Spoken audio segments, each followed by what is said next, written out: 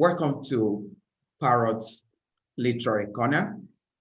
For the first part of this program, on the show with me today, Dustin Pickering is going to be my co-host. We'll be inviting different writers across the globe, exploring their world and the world around them. But today we shall be exploring his own world and the world of poetry generally. Let's just start with poetry. We are poets. Beyond that, we are literary writers. So we'll be dealing with publishing world and the literary world. Specifically, we'll narrow it down to poetry. So welcome to the show, Dustin. Thank you for inviting me. We've been in this journey of literary activism for years, and today we shall be extensively going deeply into the exploration of this world together. We've got Wise in, ZM Wise. Welcome to the show. That means with the three of us who will be dealing with this. Welcome. Thank you very much for having me. Glad to be here. Interesting. So before we go deeply into the whole show, the entire content of today's show, we will have to know who our guests today are. So I'm going to give them the floor to introduce themselves, and then from there we'll move on to the publishing world and the poetic world. Let's start with Dustin. Over to you, Dustin. I am Dustin Pickering. I'm a poet, a critic, and publisher based in Houston, Texas, and I've been publishing since 2010. And basically, I'm also an author of many books of poetry. I've got a little philosophy tract out there called A Matter of Degrees, and our journal is called Harbinger Asylum, and my press is Transcendent Zero Press, which is mostly for poetry. We've also published a novella and some academic criticism books for Kirti Sengupta, the acclaimed Indian writer. So that's pretty much my story. And we started in 2010, and ZM here is my sidearm. He's my loyal companion in the journey. Thank you so much, Dustin. Wise, over to you, please. Yes, thank you very much for having me. My name is ZM Wise. I'm an Illinois native from Chicago. I've been with Dustin, his baby, his brainchild, Transcendent Zero Press, for quite some time. He first made me assistant editor on April 2nd of 2011, and that was when we first started Harbinger Asylum together. He saw that we shared the same passion in poetry and in literature, and it's just skyrocketed from there. I'm also the author of several books, mostly poetry. I have one play as well, a play in one act, and my writings and my lyrics and just my songs have been published in many different journals and anthologies all around the world. And yeah, it's great. It's been a wonderful journey. Thank you so much. I guess our viewers must have heard a little bit information about these great creative minds. I'm not going to call them poets because they are creative. You cannot be into publishing world without having creative mind. So that's why I call them the creative minds. So in a nutshell, let's start with what really inspired you to enter the literary world. Dustin. Well, I've always had a knack for writing and enjoyed literature. I'm mainly a very idea-centered person, and I do believe that literature is a fine way to create ideas that may not appear to have any practical industrial type use, but they're beautiful, they're interesting, and stories especially keep the human heart alive. They humanize people, Poetry, I think it's spontaneous action and language, and I think it keeps the language and mythos of a people alive. And it's a cultural activity, and I really had a knack at a young age for writing stories and poetry, and I've always gone back to that. It's a very impulsive thing for me to go back to poetry and writing, and since I was a kid, and I think my main the main catalyst for me to get involved in writing in general, for me to decide to be a writer, was when I was a sophomore in high school. And that's when I first became interested in Sylvia Plath. And Sylvia Plath's poetry just was such a different experience for me. And I went from there to poetry by Leonard Cohen. I even got into cultural figures like Bob Dylan, and enjoyed reading a lot, and as I had since I was a kid. And I think that's pretty much the reason why I entered the world of literature, was mainly because I had the ability to do so, and I knew I wasn't going to just have Norton, as I keep saying, like Norton's not just going to knock on my door and come to me and say, okay, can we publish your book? So I decided I want to put the groundwork in myself. And a lot of poets, especially, start off with their own literary journals. Octavio Paz, for instance, had one when he was 12 years old, and he worked with writers all across the globe. And so that's pretty much my general spirit of my mind in that regard. How about you, Wise? What inspired you to join the literary world? Well, since I was a very young lad, I always enjoyed reading, and in 1995, I was about 5-6 years old when I wrote my first piece. It was an observational piece about just someone being born. It was I often say that I take the imagination of a child and sort of compare it to surrealist poetry, and I see no difference. And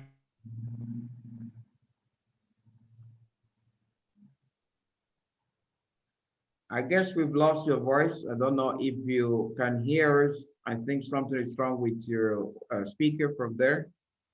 So we'll get back to you while you're trying to fix that. Dustin, I want us to look at before we get to the avant-garde stylum. Poetry is an aspect of literature that most people see as very challenging to write. Not only to write, but very difficult to even comprehend. Do you believe in this kind of opinion, or what's your own view towards poetry?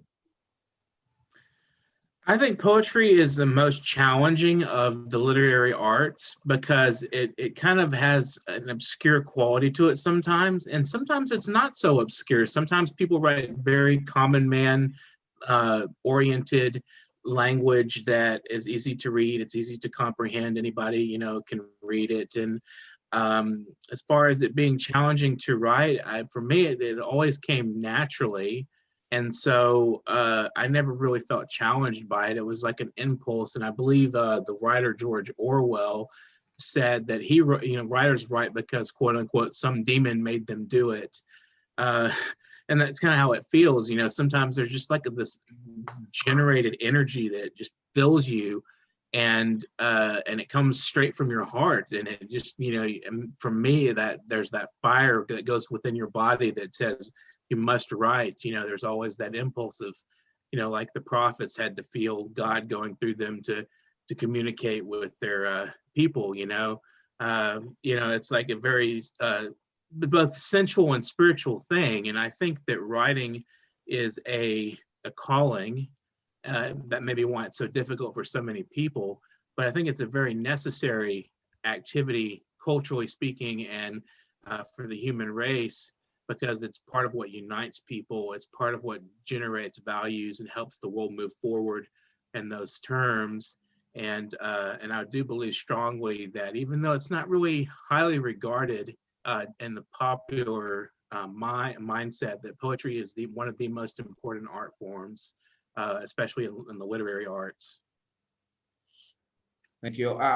Let's now talk about the Abigail Asylum, your publishing house. You've been into this for several years with your partner, wife, wife, and you must have had a lot of ups and downs along this journey. Tell us a little bit about this Yes. publishing house and some The of the publishing house challenges is you faced along the line, how you've been managing to cope with them. The publishing house is Transcend Zero Press, and the literary journal is Harbinger Asylum. And one of the main challenges we faced has been financial things, because it just doesn't make much money. We've had to finance a lot of things, through different events we've done. The beauty of that being, I've been able to bring people together in different quarters. Like we used to work with Last Concert Cafe here in Houston. And they were wonderful to us. We would bring bands together, and that was always a very lively experience and a wonderful experience. And I felt that that's the main thing that I enjoy about writing and being involved in the publishing business, is learning to meet new people and challenge my own, sort of homebody, lifestyle. I'm kind of like, sort of an isolated person sometimes. And it took me a lot of my personal challenge was getting out and meeting new people. And I, wasn't ever sure when I began how a literary journal would go about being created. And I learned gradually over time. And so that was another challenge, was learning from scratch just how to do this. So I just want to note that absolutely anybody that wants to start a literary journal could do it. It just takes a little time to learn. And a good community of people, even if it's a small community, can make a huge difference in the world. And to me, those are the main things that I faced, is learning to deal with community and work with community, as well as the financial side, which is always a problem with anything. But we've managed to pull together pretty well, and with the help of the large community at large. So that's been a wonderful experience in general, is meeting new people and all kinds of interesting people from different walks of life, learning more about international cultures and what's going on politically and socially in different countries. It's been a very wonderful thing to create literature and to broaden people's minds and thinking processes. And it's been quite a journey. While we're still waiting for Wise, because I would have loved to ask him this question, since it's your partner. Very good, he's back. Thank you. Yeah, I'm sorry, I didn't. I'm terribly sorry, I didn't get to finish my, the origins. It's this device I'm using. It'll freeze on occasion, so my apologies. It's no problem. Yeah, I actually wanted to go deeply into this aspect of Abigail Asylum and talking about your publishing house. He has talked about some of the challenges you face and how you've been managing to cope with these challenges and how you've been driving through these challenges. But I actually want to know the processes that you put in place to ensure that you have very standard content in your work.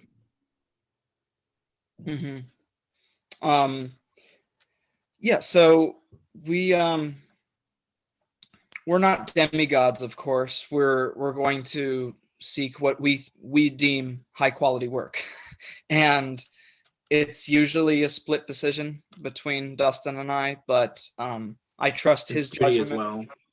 I trust his judgment. He trusts mine, and Studi, of course, who is fairly new to the game, and so we'll pretty much decide after the selection process, and yeah. So I'm sorry. I think Dustin pretty much said it all. I don't think I have to answer this. Okay. beyond selection, what else do you, what next after you've gotten the content from the writers and then you've identified the publishing ones and non-publishing? What next do you do? I want you to take us through until you get to the publication stage, the final stage of the publication. Mm-hmm. Yeah. So So after the selection process, we'll place them in a certain order. I'll usually edit, and Studio will help with that as well. And after letting them know they've been selected, of course, then we'll place the journal on Amazon, and it's been very helpful to us in a great deal of ways. It's a shame that CreateSpace has gone out the window, unfortunately, but we will sometimes give out contributor copies to certain authors. Sometimes they would request for them and whatnot, but whenever we were at events before COVID, of course, they were widely distributed, and we were able to access them more. We usually sell more by hand anyway, instead of Amazon, which, I mean, the royalties are what I call peanuts. So it's better than nothing, no complaints, but Right. those are just the facts. Whether we're selling our own volumes of poetry by hand or the journal Harbinger Asylum, that's how it works. We also do you take have anything to subscriptions. say on this? If there's anything you need to add to this? No, I don't think so. Like I said, I think Dustin provided a great explanation. I think anything I say would be gratuitous at this point.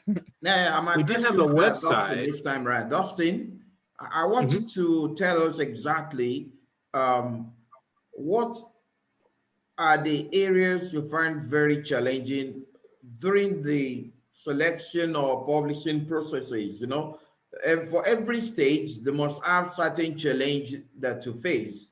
Which part of this would you say as the most difficult part? And how have you been sailing through all these years? You talk about starting this establishment in 2011, right? Yes. And up to now, that's going to be like 10 years ago, complete 10 years ago. That's a long time, a decade. You shall have anniversary and invite the whole world, you know, to celebrate with you. So I guess this is the beginning of the celebration anyway. So for us to have Right. got this platform because this, if you are watching us for the first time, we're dealing with Harbinger Asylum, a publishing house in the United States, Texas, California, right?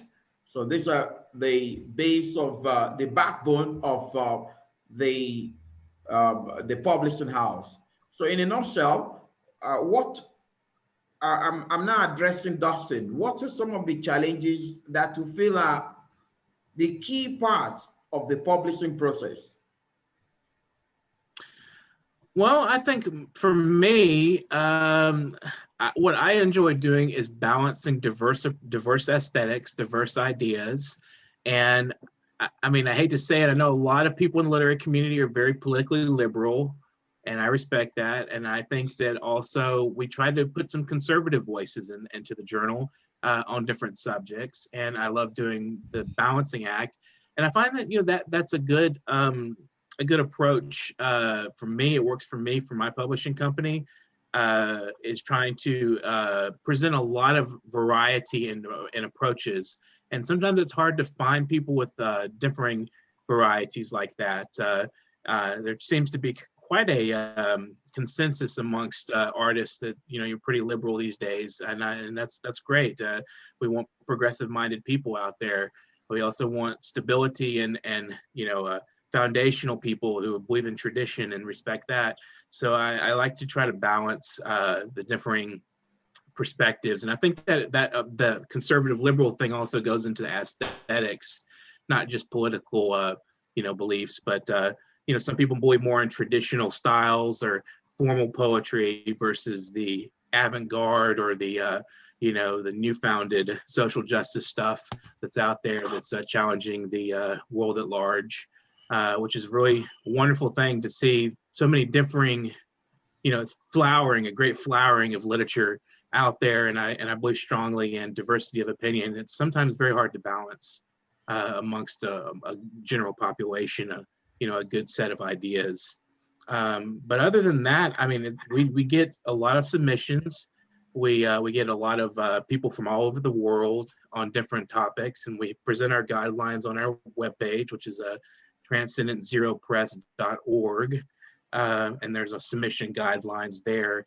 And we consider ourselves to be sort of a communal activity, which we want to bring people together sometimes that may not actually get along or not think the same. And that's a fun thing to do, is to be a mediator culturally between differing groups of people.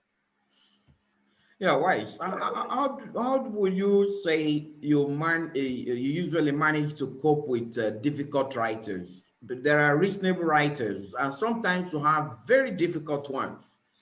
As publishers, there's no way you can avoid them. Within your 10 years of experience, you must have met some of these very, very difficult writers. How do you manage them? Oh, I could tell you stories, Mutiu.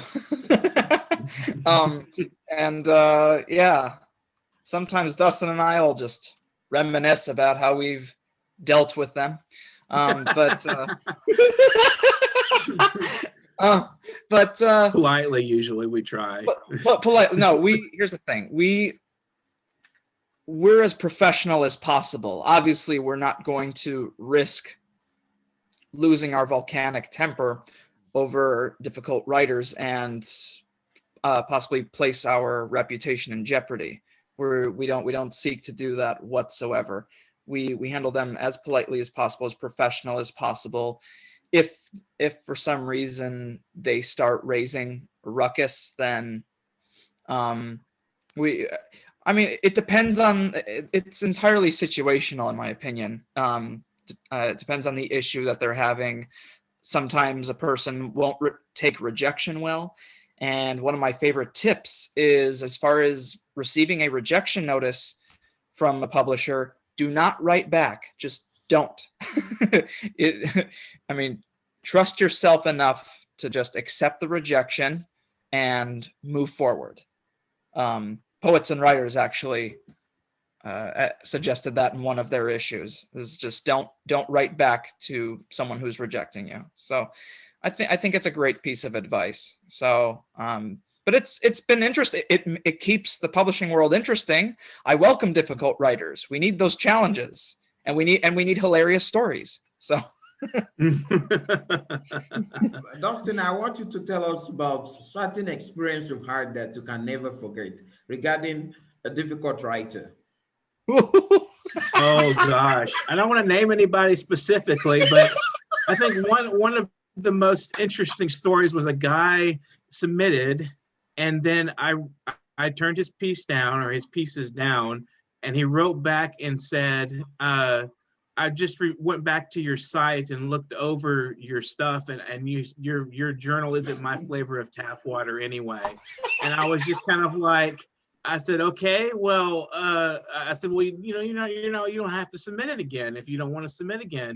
And then he started kind of like attacking me on Facebook on a political post I made, and I just politely blocked him. I just thought it was silly.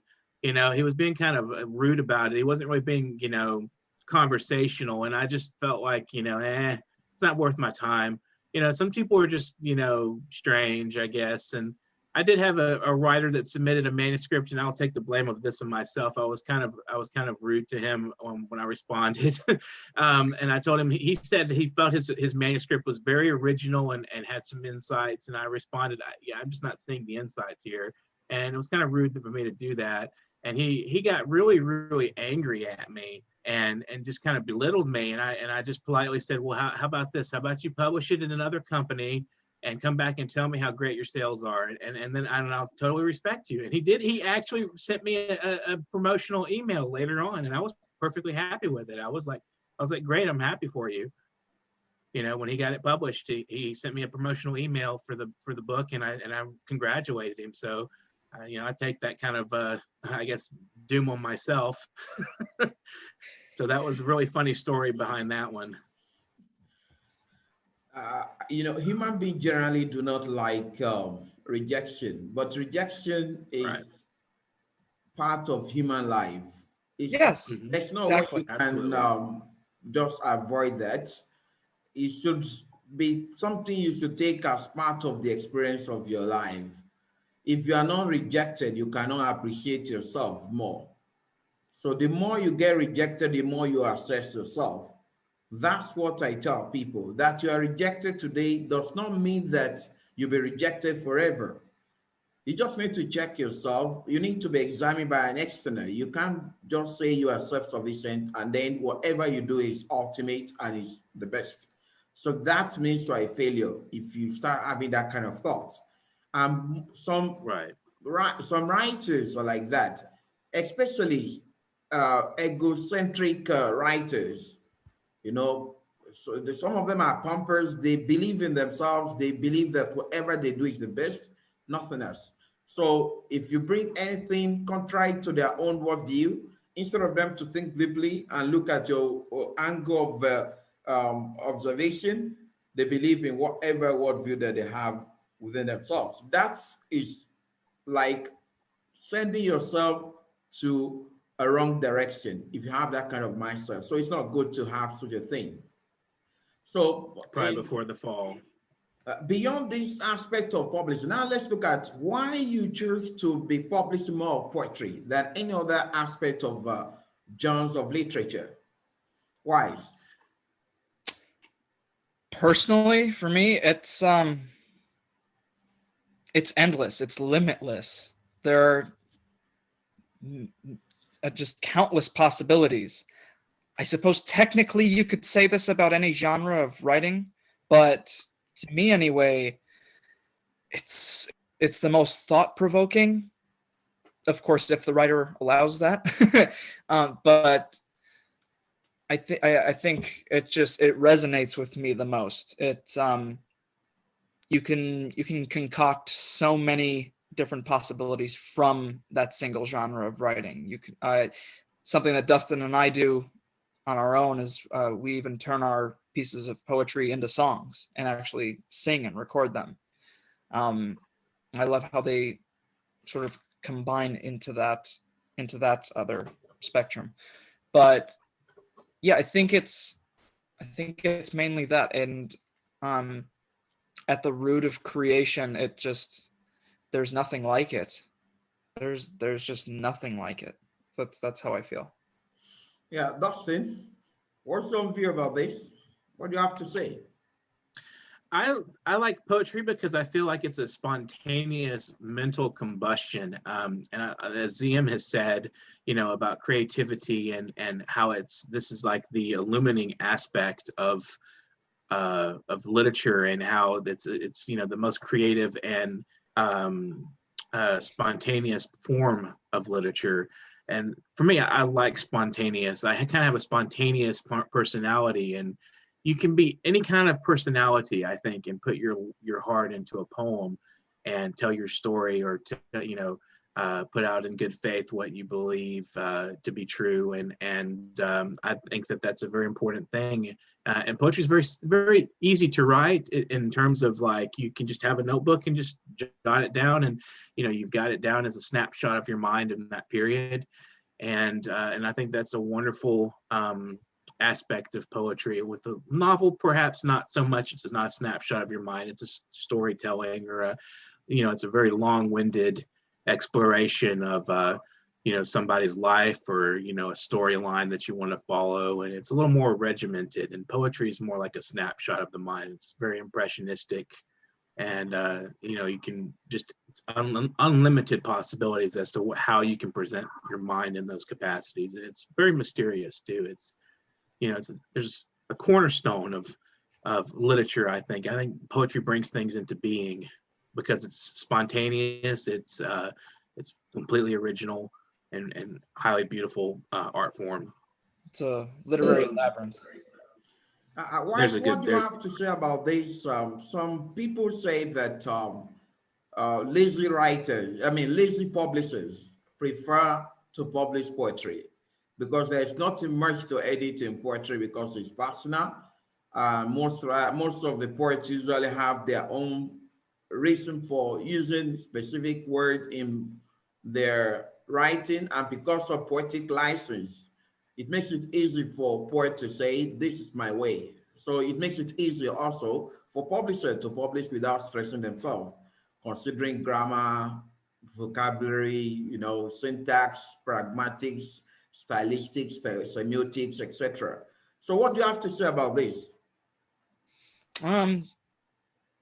That's actually part of the reason why I like editing poetry, because it provides that much more of a challenge. If it's prose, it's much more concrete. You can easily spot the errors, but there are many poets who will purposely spell something wrong. They will create a fragment of a sentence a certain way that doesn't seem, I guess, as orthodox to the human eye as one would experience on a daily basis. But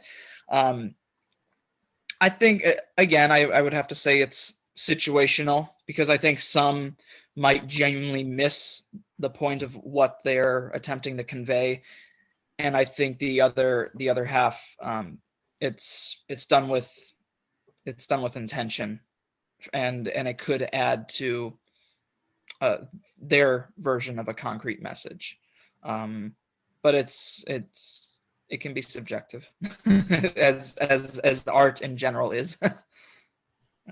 Do you have anything to say, Dustin, with regards to all poetry publishers lazier than those publishing other genres of literature, or you feel that's a very wrong impression? For speaking and from my own experience as a poet and a publisher of poetry, I would say, yeah, I feel like that. One thing I'm doing now to sort of illuminate or to take forward what ZM was saying concerning poetic license, I'm collecting some quotes on the on art, beauty, truth, and liberty, and how all of these different things are sort of interacting. And it's a fun little experiment I'm doing. I've been collecting them for some years. I've got about 10 pages of quotes now from everybody from James Madison to Henry Miller. So I think that it's very important to understand the nature of truth and beauty, as Keats has said, truth and, concerning truth and beauty. But it's very hard to say, what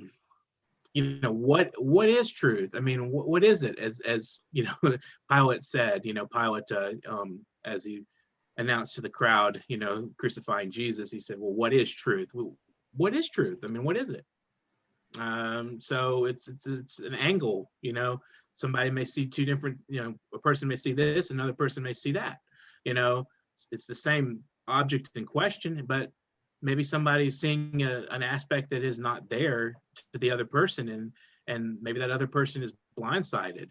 And so you have this conversation going on amongst poetry, that's speaking of the general nature of reality. And so I think that's a very powerful thing to question. And, you're questioning reality. It's almost like science in a way. Literature can be very scientific in a certain respect. I've made that point a few times and some of my essays, especially regarding Kirti Sengupta. I have a couple of essays on him that I talk about the way science and literature sort of interact.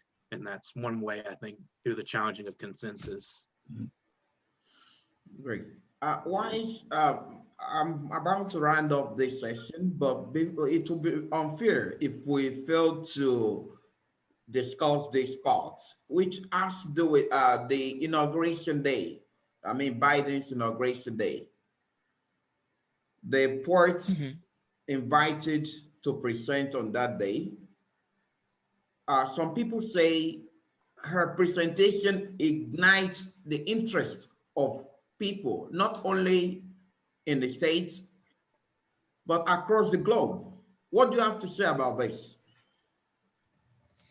I'm so sorry. Could you repeat that once more? You were kind of blanking. Some people believe that the poet invited on Biden's President Biden's inauguration Oh, day. mm-hmm. Our presentation ignites interest of people within the United States and beyond. What do you have to say Mm-hmm. about this? I'm so glad you asked. I've been waiting to speak about Amanda Gorman's poem. So personally, when I saw it, I thought the presentation was nothing short of spellbinding. I liked gathering views of both sides, like some who saw it as just as spellbinding, others saw it as just rubbish. I mean, because everybody, of course, has their own opinion of not only the presentation but the piece, the content itself. And I mean, I haven't seen anything like it before. It truly stunned me, and to watch that live performance as she was giving it. I mean, she's known for creating pieces for certain occasions. This is not her first her first rodeo, as they say. Yeah, I thought her delivery was wonderful, and every syllable of that poem resonated throughout. And yeah, I definitely enjoyed that. Sometimes I'll read it just over and over. Sometimes it'll carry a new meaning, and like most pieces do. Most of it is straightforward, but there are certain parts that are more subjective. Yeah, I was deeply moved by Amanda Gorman's poem. She has me hooked. Wife has just said something now that that's I'm about to just ask Dustin. Should poetry be subjective, or should poetry be flexible? You know, some people write, they believe that it should be complex. People should think deeply before they can understand it. And some believe that poetry should not be too difficult for people to understand because the message is the most important thing, according to semanticians. So what do you have to say about this, Dustin? Oh, I like complex poetry myself as a personal, because I think I'm deep natured and I like to think deeply and reflect. I'm very introverted as well, but in general, you said, it's both ways. It's either or. I mean, some people like the direct message, the sensuous poetry. Some people prefer a more liberating, spontaneous, thoughtful presentation and reading what they read. And it just varies, I guess, between the nature of the person and what they want to actually communicate.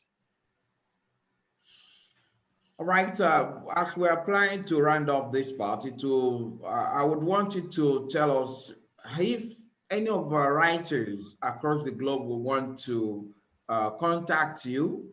What are some of the processes that they need to? What kind of work do you accept? Have you moved from poetry to other forms, or you still restrict yourself to poetry? What message do you have for writers across the globe who are interested in publishing their work with you? We do mostly poetry, but we're wanting to expand to doing possibly novels in the near future.